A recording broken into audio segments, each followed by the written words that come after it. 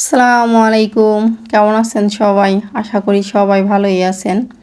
আজকে সকালে এত পরিমাণে শীত পড়ছে আর কুয়াশা পড়ছে বলার মতো না। আমি তো হাঁটতে বের হয়েছি, হাঁটতে বের হয়ে দেখি প্রচণ্ড পরিমাণে শীত আর কুয়াশা। আমাদের বাড়ির ভিতরে এত শীত বোঝা যায় না, আর কুয়াশাও এত দেখা যায় না। হাঁটতে বের হলে বাড়ির বাহিরে আসলে এত কুয়াশা শীত দেখা যায়। তা আমি হাঁটতেছি আর এদিক সেদিক তাকাইতেছি, দেখি প্রচণ্ড পরিমাণে কুয়াশা। আমি আর বেশি দূর হাঁটতে যাই না, এদিক দিয়ে হাঁটি, বেশি দূর যাই না। আর প্রতিদিন যে বের হই হাঁটতে তাও না, কিন্তু মাঝে মাঝে বের হই। আর আজকে এদিক দিয়ে হাঁটতেছি, আমি যদি সামনে কিছুক্ষণ আগাই যাই আমাকে তো দেখাই যাবে না, এত পরিমাণে কুয়াশা। দেখেন আমি হাঁটতে হাঁটতে ওই মাথায় গেছি, আমাকে দেখাই যাইতেছে না, এত পরিমাণে কুয়াশা। আর শীতও পড়ছে অনেক, আর আমি এই জন্য একটু জোরে জোরে হাঁটতেছি যে আমার যেন একটু শীত কম লাগে, শরীরটা একটু গরম হয় এজন্য। শীতের দিনে আবার একটু কি হাইটা একটু শান্তি লাগে বেশি, যে গরম লাগে না। গরমের দিনে যদি হাঁটতে বের হই তাহলে কিন্তু কিছুক্ষণ হাঁটার পরে অনেক অস্থির লাগে আর গরম লাগে।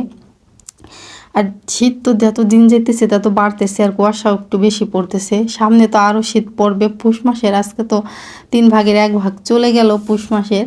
আর সামনে তো মাঘ মাস, সে সময় তো আরও পড়বে শীত। শীত তো পৌষ আর মাঘ মাস এই 2টা মাসই থাকে, তারপরে তো আর শীত দেখাই যায় না।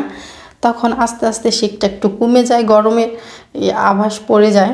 আর এদিকে দেখেন ছোট ছোট পেঁয়াজ লাগাইছে, 2 পাতা 3 পাতা পেঁয়াজ থেকে বের হয়েছে, আর নিশিরও ভরে গেছে। অনেকক্ষণ তো এই জায়গা দিয়ে হাঁটাহাঁটি করলাম, এখন বাড়ি চলে যাবো, আর বেশিক্ষণ থাকবো না এই জায়গা, অনেকক্ষণই ছিলাম। তো এই জায়গায় একটু বাতাস আর শীতটা একটু বেশি, যেহেতু এই পাশে পুষ্কুনি আর এই পাশে চক, এই জায়গাটা একটু বাতাস শীতটা একটু বেশি লাগে। আমাদের বাড়ির ভিতরে কিন্তু এত লাগে না। তারপরে ওই জায়গা থেকে চলে আসছি, আইসা বাড়িতে মুখ হাত ধুইছি। আর গতকালকে যে ছোট ছোট আলু আনছিল, সেই কতগুলো আলু সেদ্ধ দিছি, ভর্তা করব। আর এদিকে মা হচ্ছে সাগু রান্না করতেছে, এর ভিতরে সেদিনও সাগু রান্না করছিল, আজকেও করতেছে। মা আবার এই সাগুটা অনেক ভালো খায়, এই জন্য 2 দিন আগে যে সাগু রান্না করছিল তখন তো আমাকে দিছিল, আমি একটুও খাওয়া পারিনি এই সাগু। ছোটোর সময় নাকি আমি অনেক খাইছি সাগু, এখন তো আমি খাইতে পারি না। আর এদিকে আলু ভর্তাও আমার করা হয়ে গেছে। তারপরে এই যে বাজার থেকে আজকে সুন্দর পুঁটি মাছ আনছে। তা শীতের সময় আমি মাকে বলছি, এই মাছ আনছো কেন? পুঁটি মাছ হলে কি হবে, মাছগুলার কিন্তু অনেক দাম। তা আমি বললাম, এই দাম দিয়ে এই মাছ আনছো কেন? আমি কিন্তু মাথা কেটে ফেলাই দেবো। মা কয় না, আমি কাটবানে। তা মা বসছে বটি নিয়ে কাটার জন্য, আমি কিন্তু ভাবছি ঘর থেকে এসে আমিও কাটবো। পরে আমিও কাটছি সাথে পুঁটি মাছ। মা অতগুলো মাছ কাটতে গেলে অনেক দেরি হবে, এই জন্য 2জনে মিলে একসঙ্গে বৈশা কাটছি। তারপরে মাছগুলা ধুইয়া পরিষ্কার করে নিয়ে রান্নাঘরে চলে আসছি। আজকে দেশাল পুঁটি মাছ, এই কাঠার পুঁটি মাছ না, কাঠার পুঁটি মাছ নাকি বলে, এগুলারে উচ্চারণও করতে পারলাম না ভালো করে।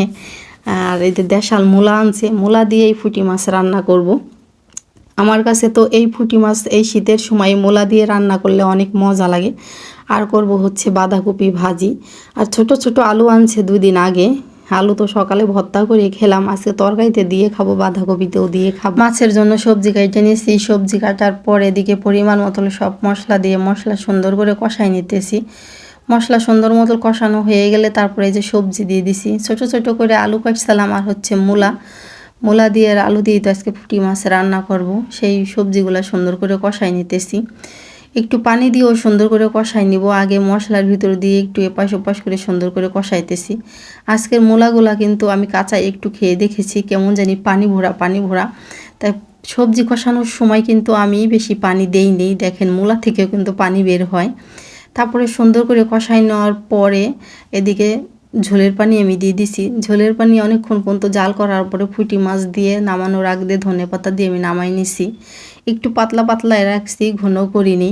আর এই সময় তরকারি কিন্তু একটু পাতলা রাখলে পরে কিন্তু শীতের তরকারি ঘন হয়ে যায়। তারপরে এদিকে যে বাঁধাকপি ভাজি করে নিতেছি, বাঁধাকপি ভাজি করলে আমার রান্না করা হয়ে যায়।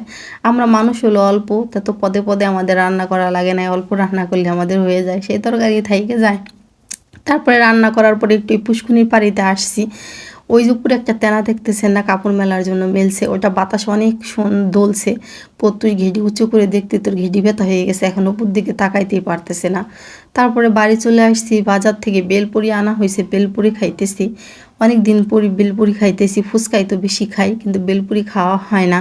বেলপুরিটা আমাদের দিকে বেশি বিক্রি করে না, ভাঙার দিকে বিক্রি করে, সেই জায়গা থেকে আনা হয়েছে। আজকের ভিডিওটা আমার এই পর্যন্তই। কেমন হলো আমার ভিডিও অবশ্যই কমেন্টে জানাবেন। ভালো লাগলে লাইক, কমেন্ট, শেয়ার, সাবস্ক্রাইব করতে ভুলবেন না। সবাই ভালো থাকবেন, সুস্থ থাকবেন। আল্লাহ হাফেজ। আসসালামু আলাইকুম।